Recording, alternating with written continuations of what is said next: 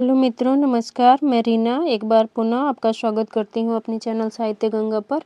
मैं आपको बता दूँ, आज बहुत ही कम समय में यूपी से जिस भी एग्ज़ाम की आप तैयारी कर रहे हो या बीपीएससी की भी तैयारी कर रहे हो, जिस भी एग्ज़ाम में अगर भाषा से क्वेश्चंस बनता है या हिंदी ग्रामर से क्वेश्चंस बनता है, वहाँ आपको सर्वनाम से संबंधित या प्रोनाउन से संबंधित कहें तो 1 से 2 क्वेश्चंस आपको देखने को मिलते हैं। तो आज मैं बहुत कम समय में मात्र ओनली अगर कहें कि 10 मिनट में, तो अतिशयोक्ति नहीं होगा कि 10 मिनट में हम सर्वनाम को बहुत अच्छे से समझने वाले हैं और बिना मतलब कहें कि प्रेशर लिए सर्वनाम क्या होता है, उसके भेद क्या हैं, और बहुत कम समय में आज आप इस चीज़ से बिल्कुल क्लियर हो जाएंगे। और इस टॉपिक से कहें तो यहाँ से जो भी क्वेश्चंस एग्ज़ाम में बनते हैं उसको भी हम देखने वाले हैं। तो मैं एक बार पुनः आपको आश्वस्त करती हूँ कि आप इस वीडियो को पूरा अवश्य देखें। और अगर आपने संज्ञा टॉपिक से कन्फ्यूज़न आपको पैदा हो रही हो, तो प्लीज़ मैं इस अपनी चैनल पर संज्ञा टॉपिक से भी संबंधित वीडियो डाली हूँ, तो आप मेरे चैनल पर विजिट करके उसको भी देख सकते हैं। आइए शुरू करते हैं बिना समय गंवाए। सर्वनाम टॉपिक से संबंधित जो भी क्वेश्चन बनेंगे आज आप बिल्कुल देखेंगे अंततोगत्वा वीडियो के अंत में कि आपने कितना कुछ सीखा है। सर्वनाम से आपसे क्वेश्चंस कभी गलत होने के चांस नहीं होंगे। मैं ये 100% मतलब श्योर कह सकती हूँ कि आप इस टॉपिक को आज क्लियर रूप से समझ पाएंगे। आइए शुरू करते हैं। और लास्ट में आपको वीडियो अच्छा लगे तो कमेंट अवश्य करें, और कुछ सुधार की अगर गुंजाइश है तो भी आप कमेंट करके मुझे अवश्य बताएं कि इसमें और क्या सुधार किया जा सकता है। तो आइए शुरू करते हैं। सर्वनाम के सबसे पहले हम डिफिनीशन देखेंगे, फिर भेद, फिर उनसे बनने वाले क्वेश्चंस। सबसे पहले हम देख रहे हैं कि सर्वनाम किसे कहते हैं। तो आइए देखते हैं उनकी परिभाषा। सर्वनाम देखिए क्या है। सर्वनाम संज्ञा के स्थान पर जिस शब्द का प्रयोग किया जाता है उसे क्या कहते हैं? सर्वनाम कहते हैं। यानी कि जैसे मान लीजिए एग्जाम्पल रूप में मैं आपको समझाऊं कि सर्वनाम क्या है, तो हम क्या है कि जैसे आपके घर में आपके गार्जियन हैं, पिताजी हैं, या फिर जो भी आपके घर में मदर गार्जियन है, अगर वो एक दिन के लिए कहीं चली जाती हैं या कहीं जाना होता है, तो घर की जो जिम्मेदारी होती है ना, उस घर के सदस्य में जो भी उनसे छोटे होते हैं, या ये कहें कि आपसे अगर आप बड़े हैं अपनी फैमिली में माता पिता के बाद में, तो फिर आपको जिम्मेदारी दी जाती है। जैसे सपोज दैट कि स्कूल का अगर एग्जांपल देखिए कि आप स्कूल में है और प्रिंसिपल अगर कहीं प्रिंसिपल को जाना होता है, तो फिर वो अपने से जो नीचे होते हैं यानी कि वाइस प्रिंसिपल को फिर वो क्या करते हैं, अपनी जिम्मेदारी दे जाते हैं। तो यहाँ पे प्रिंसिपल क्या है कि संज्ञा है, लेकिन जब वो अपनी जिम्मेदारी वाइस प्रिंसिपल को दे जाते हैं तो वो फिर वाइस प्रिंसिपल उनके जगह पे काम कर रहे हैं, तो क्या हुए? सर्वनाम हुए। यानी कि वह पर्सन जो किसी दूसरे के स्थान पर आकर के कार्य कर रहा है, तो वह पर्सन क्या कहलाएगा? सर्वनाम। जैसे हम ये कहें कि राम घर जाता है, तो राम इसमें क्या है? व्यक्तिवाचक है, या ये कहें कि संज्ञा है। और फिर दूसरे सेंटेंस में कहते हैं कि वह घर जा कर के स्नान करता है या फिर पढ़ाई करता है, तो वह क्या है? वहाँ पे सर्वनाम हो जाता है। ठीक, यानी कि उस व्यक्ति के बदले जो और भी वर्ड्स आ रहे हैं वही सारे क्या हैं? सर्वनाम है। तो उम्मीद करती हूँ आपको समझ में आया होगा कि संज्ञा के स्थान पर जिस शब्द का प्रयोग किया जाता है वही क्या होता है? आपका सर्वनाम होता है। आइए ध्यान से देखते हैं, एक पैराग्राफ है और उसमें सर्वनाम को समझाने का प्रयास किया गया है। देखिए दिया है, शिप्रा माता पिता के साथ स्टेशन पर आई है। वह अपनी नानी की गाड़ी के आने की प्रतीक्षा कर रही है। वह पास की पुस्तक की दुकान से कुछ खरीदना चाहती है। उसने पिता को अपनी इच्छा बताई। वे उसे साथ लेकर पुस्तक विक्रेता के पास गए। तो आप देख रहे हैं यहाँ सबसे पहले क्या आया है? शिप्रा। शिप्रा का नाम है और फिर शिप्रा की जगह पे क्या आया है? वह। तो ये शिप्रा के लिए वह शब्द आया है, यही क्या है? आपका सर्वनाम है। और फिर देखिए वह फिर यहाँ उसके लिए आया है, वह पास की पुस्तक की दुकान से कुछ खरीदना चाहती है। कुछ भी क्या है? सर्वनाम है, आगे हम देखेंगे। और उसने पिता को अपनी इच्छा बताई। उसने किसने? शिप्रा ने। यानी कि शिप्रा के लिए जितने भी शब्द आ रहे हैं तो वो क्या हो रहे हैं, वो सभी सर्वनाम शब्द कहलाएंगे। आगे हम देखते हैं थोड़ा सा कि सर्वनाम के भेद। आगे आप समझ जाएंगे कि सर्वनाम के भेद और फिर उनसे बनने वाले क्वेश्चंस किस टाइप से होते हैं। देखिए दूसरा जो, और देखिए क्वेश्चन डिफिनीशन भी पूछेगा कि सर्वनाम किसे कहते हैं। तो सर्वनाम क्या है, जो किसी शब्द के बदले या किसी एक, ये क्या है कि संज्ञा के बदले प्रयोग किया जाने वाला शब्द ही क्या है, सर्वनाम है। उससे भेद से क्वेश्चंस बनते हैं कि सर्वनाम के भेद कितने होते हैं। तो आइए देखते हैं सर्वनाम के भेद। सर्वनाम के भेद कितने होते हैं, सर्वनाम के 6 भेद होते हैं। ये इंपॉर्टेंट क्वेश्चंस है मोस्ट, क्योंकि यहाँ से क्वेश्चंस कई बार बना हुआ है कि सर्वनाम के कितने भेद होते हैं, तो आप बताएंगे सर्वनाम के 6 भेद होते हैं। आइए देखते हैं कौन कौन से सर्वनाम के 6 भेद। पहला है पुरुषवाचक सर्वनाम, दूसरा है निश्चयवाचक सर्वनाम, तीसरा है अनिश्चयवाचक सर्वनाम, चौथा है संबंधवाचक सर्वनाम, पांचवा है प्रश्नवाचक सर्वनाम और छठा है आपका निजवाचक सर्वनाम। तो ये 6 आपके सर्वनाम के भेद हो गए। अब यहाँ से क्वेश्चंस कहेंगे कि ये तो 6 सर्वनाम हो गए, लेकिन हम पहचानेंगे कैसे, आइए उनकी पहचान भी देखते हैं। सबसे पहले देखिए पुरुषवाचक सर्वनाम को हम कैसे पहचानेंगे। पहले दिया है पुरुषवाचक सर्वनाम। देखिए पुरुषवाचक कौन होता है, बोलने वाला अपने लिए, सुनने वालों के लिए तथा किसी अन्य व्यक्ति के लिए जिन सर्वनाम शब्दों का प्रयोग करता है उन्हें पुरुषवाचक सर्वनाम कहते हैं। जैसे मैं, मेरा, हम, हमारा, हमें, मुझे, तुम, तुम्हारा, तुझे, वह, उसका, वे, उनका इत्यादि। यानी कि ये जैसे में जितने एग्जाम्पल्स दिए हुए हैं ये सभी क्या है, पुरुषवाचक सर्वनाम है।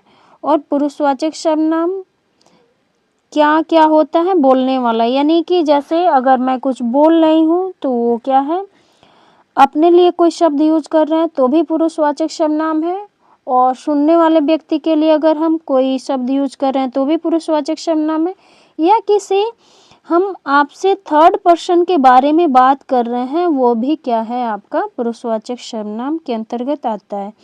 यानी कि मैं, आप और फिर जिस तीसरे व्यक्ति के बारे में बात कर रहे हैं वो तीसरा पर्सन भी क्या है, पुरुषवाचक सर्वनाम के अंतर्गत आने वाला है। अब देखिए जैसे एग्जाम्पल के लिए देखिए यहाँ पे दिया है कि हम कल सवेरे घूमने जा रहे हैं। तो यहाँ पे हम क्या है, यह क्या है, पुरुषवाचक सर्वनाम है। यहाँ देखिए तुम्हारा घर कहाँ है, मुझे भी ले चलो। ये तुम्हारा क्या है, ये भी पुरुषवाचक सर्वनाम है। मुझे भी ले चलो, मुझे क्या है, ये भी आपका पुरुषवाचक सर्वनाम है। अब देखिए पुरुषवाचक सर्वनाम के भेद होते हैं। जैसे हमने कहा कि हम, आप और थर्ड पर्सन, तो इन तीनों के लिए अलग अलग शब्द होते हैं। तो इन तीनों को हम देखते हैं।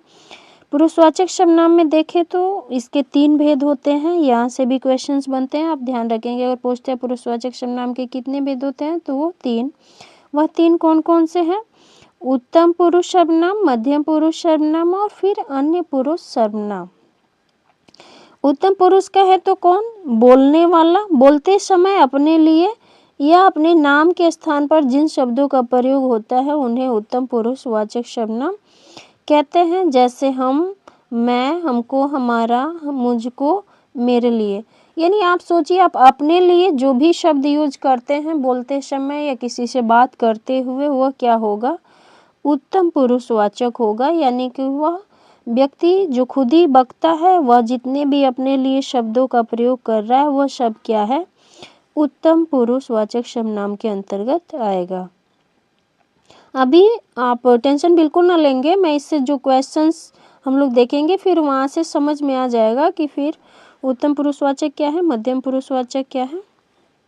देखिए मध्यम पुरुषवाचक में क्या होता है, वक्ता के द्वारा श्रोता के लिए या श्रोता के नाम के स्थान पर जिन सर्वनाम शब्दों का प्रयोग किया जाता है उन्हें मध्यम पुरुष सर्वनाम कहते हैं। जैसे तुम, तू, आपका, आप, आपने, तुझको, तुझे, तुझको, तुमको, सॉरी। तो ये देखिए कि मध्यम पुरुष, आप ये समझिए कि जैसे मैं आपसे बात कर रही हूँ तो हम अपने लिए जो शब्द यूज करेंगे, जैसे मैं बोल रही हूँ तो यहाँ पे मैं क्या हो गया, उत्तम पुरुष हो गया। अगर ये कहूँ कि आप सुन रहे हैं तो ये आप क्या हो गया, मध्यम पुरुष हो गया। अगर मैं ये कहूँ कि मैं और आप मिल कर के ये कहें कि उसके बारे में बात कर रहे हैं। उसके बारे में, किसके बारे में नहीं पता, लेकिन ये थर्ड पर्सन है, तो ये थर्ड पर्सन क्या हो जाएगा आपका, अन्य पुरुष हो जाएगा। तो बस आप इतना समझिए कि मैं यानी अपने लिए जो भी शब्द यूज करूंगी वो उत्तम पुरुष होगा। सुनने वाले के लिए जो भी शब्दों का प्रयोग किया जाएगा, तुम, तुम्हारा, तुमने, तुमको, तो ये सब मध्यम पुरुष होगा। और किसी थर्ड पर्सन के बारे में अगर बात कर रहे हैं, वह, वे, उसका, उन्हें, तो ये सभी क्या हो जाएगा, अन्य पुरुष हो जाएगा। चलिए देखते हैं आगे। सर्वनाम नंबर 2, यानी कि सर्वनाम के 6 भेद हैं। 6 भेदों में से अभी हमने सिर्फ एक सर्वनाम देखा है। वो हमने क्या देखा है, पुरुषवाचक सर्वनाम। अब पुरुषवाचक सर्वनाम के भेद भी हमने देख लिए हैं कि पुरुषवाचक सर्वनाम कितने तरह के होते हैं, तो 3 तरह के। अब हम देख रहे हैं कि सर्वनाम के दूसरा भेद जो है वो है निश्चयवाचक सर्वनाम। देखिए, निश्चयवाचक सर्वनाम किसे कहेंगे, तो निश्चयवाचक सर्वनाम वे सर्वनाम शब्द जो किसी पास या दूर की वस्तु की ओर संकेत करते हैं और उसका निश्चय पूर्वक बोध कराते हैं। यानी कि निश्चयवाचक सर्वनाम हुए हैं जो किसी पास या दूर की वस्तु की तरफ क्या करते हैं, संकेत करते हैं और निश्चय पूर्वक बोध कराते हैं उसका, कि मतलब निश्चित रूप से बताते हैं कि हाँ ये चीज यहीं पे है या ऐसा है। उन्हें निश्चयवाचक सर्वनाम कहते हैं। समीप की वस्तुओं के लिए यह तथा दूरी पर स्थित वस्तुओं के लिए वह शब्द का प्रयोग किया जाता है। जैसे एग्जाम्पल में देखिए, वह कहाँ जा रहा है, इसमें वह क्या है, निश्चयवाचक सर्वनाम है। यह कुत्ता किसका है, यह क्या है, निश्चयवाचक सर्वनाम है। यानी कि यह शब्द ये तय करता है कि वह चीज निश्चित रूप से यह है या फिर वह है। तो ये आप ध्यान रखेंगे, निश्चय रूप से वो चीज हमको ज्ञात हो जाती है कि ये चीज कहाँ है और कैसी है। नेक्स्ट देख रहे हैं कि सर्वनाम का जो थर्ड भेद है वह है आपका अनिश्चयवाचक सर्वनाम। अनिश्चयवाचक सर्वनाम किससे कहेंगे, देखिए, जिन सर्वनाम शब्दों से अनिश्चित वस्तु या व्यक्ति का बोध होता है उसे क्या कहेंगे, हम अनिश्चयवाचक सर्वनाम कहेंगे। यानी कि जिन भी शब्दों से ये पता चले कि यह वस्तु निश्चित रूप से हमें ज्ञान न हो पाए कि क्या है, कैसे है, क्यों है, तो वह क्या होगा, अनिश्चयवाचक सर्वनाम होगा। जैसे दाल में कुछ गिरा है। अब कुछ गिरा है मतलब क्या गिरा है दाल में, भाई मक्खी गिरा है, घी गिरा है, या फिर क्या गिरा है, नहीं पता है। तो यहाँ पे वो क्या है, अनिश्चय की स्थिति है, हम उससे क्लियर नहीं हो पा रहे हैं कि दाल में क्या है, ऐसे ही शब्द आएगा। जैसे दरवाजे पर कोई खड़ा है, तो ये भी क्या है, अनिश्चय है, निश्चित नहीं है कि कौन खड़ा है। तो यहाँ पे ये जो शब्द होगा वो आपका क्या होगा, अनिश्चयवाचक सर्वनाम होगा। जैसे जिन शब्दों से निश्चित रूप से हमें ज्ञान हो जाए कि हाँ यही चीज़ है, यही वस्तु है, यही वो जगह है, तो फिर वहाँ पे निश्चयवाचक होगा। लेकिन जिससे निश्चय न हो, हम तथ्यों को स्पष्ट रूप से समझ न पाए, तो वहाँ पे अनिश्चयवाचक हो जाएगा। नेक्स्ट सर्वनाम देखते हैं, वह है संबंधवाचक सर्वनाम। संबंधवाचक सर्वनाम क्या है, देखें, संबंधवाचक सर्वनाम किससे कहेंगे, वाक्य में प्रयुक्त किए गए दूसरे संज्ञा या सर्वनाम के साथ संबंध प्रकट करने के लिए जिस सर्वनाम शब्दों का प्रयोग किया जाता है उन्हें संबंधवाचक सर्वनाम कहते हैं। यानी कि क्या दिया है, वाक्य में प्रयुक्त किए गए दूसरे संज्ञा या सर्वनाम के साथ संबंध प्रकट करने के लिए, यानी कि संबंधवाचक में क्या दिखाया जाएगा, एक वस्तु का दूसरे वस्तु से संबंध दिखाया जाएगा, एक सर्वनाम के साथ दूसरे सर्वनाम का संबंध दिखाया जाएगा। जैसे देखिए एग्जाम्पल में, वह लड़का पकड़ा गया जो कल यहाँ आया था।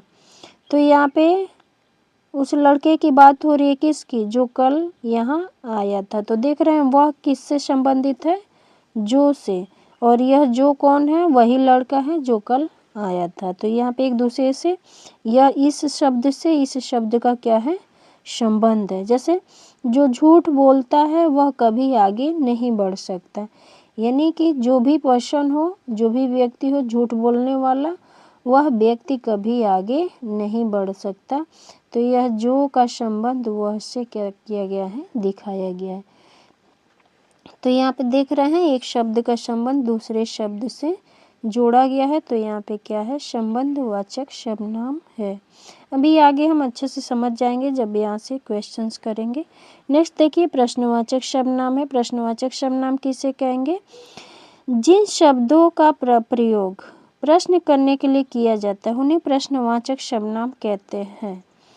तो प्रश्नवाचक सर्वनाम कौन से हैं, जिनसे प्रश्न करने के लिए किया जाता है, यानी कि ऐसे शब्द जिनसे प्रश्न का बोध हो या ये समझ पाए कि मुझसे प्रश्न पूछा जा रहा है, ये तो वहाँ पे कौन सा सर्वनाम होगा, प्रश्नवाचक सर्वनाम। जैसे दरवाजे पर कौन खड़ा है, तो इसमें क्या है, कौन क्या है, प्रश्नवाचक सर्वनाम है, क्योंकि यहाँ से प्रश्न पूछने का बोध हो रहा है। ठीक। दूसरा है यह पुस्तक किसकी है, यानी कि यहाँ से भी प्रश्न पूछा जा रहा है कि ये चीज़ या यह वस्तु किसकी है, तो ये किसकी क्या है, प्रश्नवाचक है। कौन खड़ा है, ये भी आपका क्या है, प्रश्नवाचक चिन्ह, या ये कह लें प्रश्नवाचक शब्द जहाँ भी आपको दिख जाए वहाँ पे प्रश्नवाचक सर्वनाम आप बता सकते हैं। नेक्स्ट देखिए ना, लास्ट कहें तो निजवाचक सर्वनाम है, और ये निजवाचक सर्वनाम क्या, इसकी डिफिनीशन देखिए, जिन निज का अर्थ होता है, प्रश्नवाचक सर्वनाम के बाद निजवाचक है। देखिए यहाँ पे क्या दिया है, निज का अर्थ होता है अपना, यानी कि खुद स्वयं का। जिन सर्वनामों का प्रयोग स्वयं के लिए किया जाता है उन्हें निजवाचक सर्वनाम कहते हैं। जैसे मैं अपना काम स्वयं करता हूँ, देखिए स्वयं क्या है, निजवाचक है, यानी कि यहाँ पे आप कंफ्यूज नहीं होंगे कि पुरुषवाचक सर्वनाम और निजवाचक सर्वनाम में कैसे अंतर करना है। देखिए पुरुषवाचक सर्वनाम हम बोलते समय अपने लिए यानी कि खुद के लिए जो यूज़ करेंगे वह क्या होगा, पुरुषवाचक होगा, लेकिन अपने काम के लिए जब हम यूज़ करेंगे तो वह क्या हो जाएगा, निजवाचक सर्वनाम हो जाएगा। जैसे मैं अपना काम स्वयं करता हूँ, यह पुस्तक मेरी है, और तुम वहाँ खुद चले जाओ, यानी कि स्वयं ही चले जाओ। ये सभी क्या हैं, स्वयं, मेरी और खुद, अपने आप, ये सभी क्या होते हैं, निजवाचक सर्वनाम होते हैं। तो उम्मीद करती हूँ सर्वनाम से आपको क्वेश्चंस जो भी बनेंगे आप कर पाएंगे। आइए हम देखते हैं कि सर्वनाम से जो क्वेश्चंस बनते हैं आप उसे कर पाते हैं नहीं, आप अपना आकलन करिए थ्योरी के माध्यम से जो आपने पढ़ा है। तो देखिए क्वेश्चन में पूछा गया है, आंसर आपने देख लिया, कोई बात नहीं।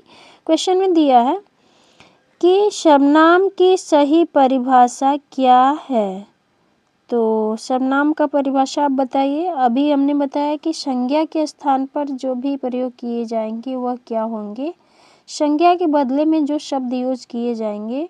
जैसे कोई व्यक्ति, जैसे विद्यालय का प्रिंसिपल, मैं अभी एग्जांपल दी, चले जाते हैं अगर कहीं किसी काम बस, तो वो अपनी सारी जिम्मेदारी किसको दे जाते हैं, वाइस प्रिंसिपल को। तो वाइस प्रिंसिपल वहाँ पे यानी कि संज्ञा के स्थान पे जो काम कर रहा है, इस व्यक्ति के स्थान पे जो काम कर रहा है वो कौन है, सर्वनाम है। बस इतनी सी बात है। तो देखिए यहाँ पे दिया संज्ञा के स्थान पर प्रयुक्त होने वाले शब्द क्या है, वह आपके सर्वनाम है। तो आंसर हो जाएगा आपका answer number B. Next question पे चलते हैं, क्वेश्चन नंबर सेकंड में पूछा गया है, मैं या हम किस प्रकार के सर्वनाम है। तो आप देखिए यहाँ पे चारों ऑप्शन है और कंफ्यूज नहीं होंगे आप। मध्यम पुरुष, अन्य पुरुष, उत्तम पुरुष, निजवाचक। तो मैं और हम किस तरह के सर्वनाम है, तो यहाँ पे आप देख पा रहे हैं वो होगा आपका उत्तम पुरुष सर्वनाम। क्योंकि अभी मैं बताएं जब हम काम के लिए, अपने काम के लिए स्वयं की बात करेंगे तो वहाँ पे निजवाचक सर्वनाम होगा। यहाँ सिर्फ हम मैं अपने लिए संबोधन का काम कर रही हूँ, तो यहाँ पे उत्तम पुरुष सर्वनाम होगा। नेक्स्ट देखते हैं क्वेश्चन नंबर 3 में क्या पूछा गया है। क्वेश्चन नंबर 3 में पूछा गया है, तू, तुम, आप किस प्रकार के सर्वनाम हैं। तो ये सभी किस प्रकार के सर्वनाम हैं, जैसे मैं कही थी ना कि मैं बकता हूँ, आप सुन रहे हैं, या तुम सुन रहे हो, या फिर तू, ये सभी सेकेंड पर्सन के लिए आया, तो सेकेंड पर्सन क्या होगा, मध्यम पुरुष सर्वनाम होगा। तो यहाँ पे बी आंसर आपका हो जाएगा। नेक्स्ट क्वेश्चन देखते हैं, क्वेश्चन नंबर फोर्थ में क्या पूछा गया है, आइए देखते हैं। क्वेश्चन नंबर 4 में पूछा गया है वह वे किस प्रकार के सर्वनाम हैं। तो ये किस प्रकार के सर्वनाम होंगे, वह वे जो हैं वह होंगे आपके, ये थर्ड पर्सन की बात कर रहा है, तो यहाँ पे कौन हो जाएगा, आंसर नंबर सी, अन्य पुरुषवाचक सर्वनाम। नेक्स्ट क्वेश्चन देखिए, क्वेश्चन नंबर 5। क्वेश्चन नंबर 5 में पूछा गया है जो जिस जिसका किस प्रकार के सर्वनाम है। तो आप बताइए इसमें कौन सा आंसर होगा। अभी मैं बताई थी ना कि ऐसे शब्द जो एक दूसरे का संबंध बताते हैं, पहले शब्दों से दूसरे शब्दों का संबंध होता है, वहाँ पे क्या होता है, संबंधवाचक सर्वनाम होता है। तो ये सभी क्या है, संबंधवाचक सर्वनाम में आंसर बनेगा आपका बी। जैसे हम ये कहें कि वही लड़का है जो कल आया था, अभी एग्जाम्पल में आपने देखा है वही है जो कल आया था, तो ये वही उसी का या वही का संबंध किससे है, जो है जिससे है, तो वो क्या हो जाएगा आपका संबंधवाचक सर्वनाम। क्वेश्चन नंबर 6 देखिए, 6 में पूछा गया है कौन क्या किस प्रकार के सर्वनाम है। तो ये किस प्रकार के सर्वनाम है, यहाँ से आप देख रहे हैं ये कैसे शब्द हैं, प्रश्न पूछने वाले शब्द है ना, इससे प्रश्नों का बोध होता है कि कुछ पूछा जा रहा है हमसे, तो जाहिर सी बात है ये बहुत ही सरल है, ये हो जाएगा आपका प्रश्नवाचक सर्वनाम। नेक्स्ट क्वेश्चन देखते हैं, क्वेश्चन नंबर 7 में क्या पूछा गया है। 7 में पूछा गया है यह वह किस प्रकार के सर्वनाम है। तो ये किस प्रकार के सर्वनाम है, ये है आपके संकेतवाचक। वैसे तो संकेतवाचक सर्वनाम हमने पढ़ा ही नहीं, तो आप कहेंगे ये कैसे हो गया।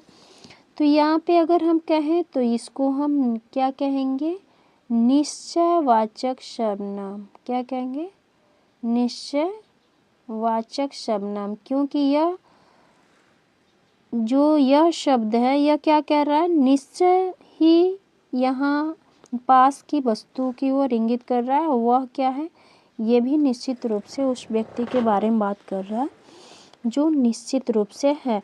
अगर यहीं पे आ जाता कि कोई कुछ, तो फिर हम अनिश्चय की स्थिति में आ जाते हैं, जैसे कोई आ जाता है या फिर कुछ आ जाता है जो ज्ञात नहीं कराता हमें स्पष्ट रूप से, तो फिर वो क्या हो जाता है, अनिश्चय हो जाता।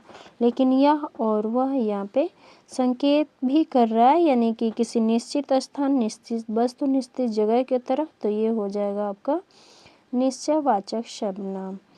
चलिए देखते हैं क्वेश्चन नंबर 8 में पूछा गया है कोई कुछ किस प्रकार के सर्वनाम है। अब इसका तो कोई मतलब नहीं रहा, मैंने बता दिया है, तो ये क्या हो जाएगा आपका आंसर बी हो जाएगा, अनिश्चयवाचक सर्वनाम। नेक्स्ट देखिए क्वेश्चन नंबर 9 में पूछा गया है स्वयं अपने आप किस प्रकार के सर्वनाम है। तो ये किस प्रकार के सर्वनाम है, स्वयं अपने आप। तो मैं कही थी ना, जब हम खुद के लिए किसी कार्य के लिए अपने आप या स्वयं या खुद को जब बात करेंगे या काम करेंगे, तो वहाँ पे कौन सा सर्वनाम होगा, निजवाचक सर्वनाम। आंसर नंबर बी आपका सही हो जाएगा। नेक्स्ट क्वेश्चन देखते हैं, क्वेश्चन नंबर 10 में पूछा गया है सब सभी किस प्रकार के सर्वनाम है। तो आइए देख लेते हैं, 4 ऑप्शन है। देखिए ये सब सभी, यानी कि ये भी क्या कर रहा है, एक तरह से निश्चित सभी की बात कर रहा है, सब की बात कर रहा है। तो यहाँ पे हमें जो ज्ञान हो रहा है वो निश्चित रूप से सही या सभी चीज़ों का ज्ञान हो रहा है, तो आंसर बनेगा बी, निश्चयवाचक सर्वनाम। नेक्स्ट देखिए क्वेश्चन नंबर 11 में पूछा है मैं अपना कार्य स्वयं करता हूँ, मैं अपना कौन सा सर्वनाम है। तो ये तो मैं बता चुकी हूँ, आप समझ भी पा रहे होंगे, जब खुद के काम खुद से करने को आए तो वहाँ पे निजवाचक सर्वनाम हो जाता है। या ये भी एग्जाम्पल हो जाएगा कि तुम अपना काम अपने आप करो या आप अपना काम स्वयं करिए, तो भी स्वयं क्या होगा, वो आपका निजवाचक सर्वनाम होगा। नेक्स्ट क्वेश्चन देखिए, क्वेश्चन नंबर 12 में पूछा गया है जिसने मेहनत की वही सफल हुआ, में वही कौन सा सर्वनाम है। तो फिर जिसने का संबंध किससे है, वही से है, तो फिर यहाँ पे आपका कौन सा वो हो जाएगा, तो वो हो जाएगा जिसने मेहनत करी वही सफल हुआ। यानी कि फिर यहाँ पे आंसर बनेगा आपका, यहाँ पे तो वैसे संबंधवाचक आंसर बनना चाहिए। यहाँ पे आंसर देखते हैं, आंसर क्या बना है। यहाँ पे आंसर नंबर है आपका सी, यानी कि निश्चय की स्थिति को यहाँ पे दिखाया गया है कि जिसने मेहनत किया उसको सफलता मिली, निश्चय ही उसने मेहनत करी और निश्चय ही उसी को सफलता भी मिली। तो यहाँ पे आंसर बना आपका सी। नेक्स्ट क्वेश्चन देखिए, क्वेश्चन नंबर 13 में क्या पूछा गया है। क्वेश्चन नंबर 13 में पूछा गया है, जिसने दरवाजा खटखटाया, किसी ने दरवाजा खटखटाया में कौन सा सर्वनाम है। तो सही जवाब हो जाएगा किसी ने, यानी कि यहाँ पे निश्चय नहीं है कि कौन खटखटाया, तो आंसर बनेगा बी, अनिश्चयवाचक सर्वनाम। नेक्स्ट क्वेश्चन देखिए, क्वेश्चन नंबर 14 में पूछा गया है, यह पुस्तक मेरी है में मेरी कौन सा सर्वनाम है। तो ये तो आप समझ जाएंगे, जब मेरी, तेरी, तुम्हारी, हमारी बात आएगी तो वह संबंधों की बात बता रही है। तो यहाँ पे कौन सा शब्द हो जाएगा सर्वनाम, वो होगा संबंधवाचक सर्वनाम, answer number B. Next question देखिए, क्वेश्चन नंबर 15 में पूछा गया है, तुम कहाँ जा रहे हो में तुम कौन सा सर्वनाम है। तो सही जवाब हो जाएगा, अभी हमने बताया कि जब हम सेकंड पर्सन के लिए बात करेंगे तो वहाँ पे कौन सा सर्वनाम होगा, मध्यम पुरुष। नेक्स्ट क्वेश्चन देखिए, क्वेश्चन नंबर 16 देखते हैं। क्वेश्चन नंबर 16 में क्या पूछा गया है। क्वेश्चन नंबर 16 कह रहा है, जो आएगा उसे पुरस्कार मिलेगा में उसे कौन सा सर्वनाम है। तो यानी कि इस जो का संबंध किससे है, उससे है, यानी कि जो आएगा उसी को पुरस्कार मिलेगा। तो यह क्या है, संबंध दिखा रहे हैं एक दूसरे से। तो यहाँ पे बनेंगे, सॉरी ये ऑप्शन गलत है, इसको ध्यान न दें। तो यहाँ पे बनेगा आपका क्या, संबंधवाचक सर्वनाम। नेक्स्ट क्वेश्चन देखिए, क्वेश्चन नंबर 17 पे चलते हैं। 17 में पूछा गया है, वह स्वयं अपना काम करता है में स्वयं क्या है। तो ये तो बहुत ही ईजी हो गया, अब आप समझ रहे होंगे, ये निजवाचक सर्वनाम है। नेक्स्ट क्वेश्चन देखिए, क्वेश्चन नंबर 18 में क्या पूछा गया है। क्वेश्चन नंबर 18 में पूछा गया है, कुछ लोग मेहनती होते हैं में कुछ कौन सा सर्वनाम है। तो आप बताइए कुछ कौन सा सर्वनाम है, वो है आपका अनिश्चयवाचक सर्वनाम, क्योंकि कुछ लोग, कितने लोग मेहनती होते हैं यह निश्चय नहीं है। नेक्स्ट क्वेश्चन है, क्वेश्चन नंबर 19 में पूछा गया है, यह वही व्यक्ति है जो कल आया था में जो क्या है। तो यहाँ पे क्या बताया जा रहा है, संबंध बताया जा रहा है। तो आंसर बनेगा आपका आंसर नंबर बी, संबंधवाचक सर्वनाम। नेक्स्ट क्वेश्चन देखिए, क्वेश्चन नंबर 20 में क्या पूछा गया है। क्वेश्चन नंबर 20 में पूछा गया है, आप अपना काम कीजिए में अपना कौन सा सर्वनाम है। तो सही जवाब हो जाएगा आंसर नंबर ए, निजवाचक। जब भी काम की बात आए या स्वयं से कुछ करने की बात आए तो वहाँ पे आपका कौन सा सर्वनाम होगा, वह होगा निजवाचक सर्वनाम।